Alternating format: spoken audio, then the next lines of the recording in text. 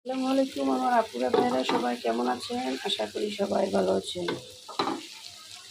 আমরা ছোটোখাটো মানুষ, ছোটোখাটো ও ও পেজ নিয়ে কাজ করতেছি। আমরা তেমন কোনো বড় মানুষ না যে দেশের এই এত বড় সমস্যার ভিতরে আমরা বিশেষ কিছু বলতে পারবো। তারপরেও একটা কথাই বলতে পারি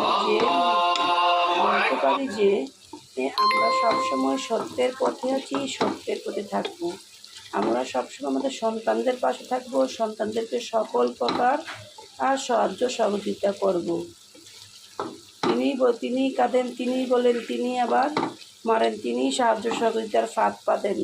এখন কি আর বাঙালির মানুষ আগের মতো বোকা আছে যে তার মিষ্টি কথায় চোখের জলে মানুষ গলে যাবে, ভিজে যাবে? মানুষ এখন আর বোকার স্বর্গে বাস করে না। বাঙালিরা এখন চালাক হয়ে গেছে। নিজের অধিকার নিজেরা আদায় করার জন্য তারা সবসময় সর্বদা প্রস্তুত আছে।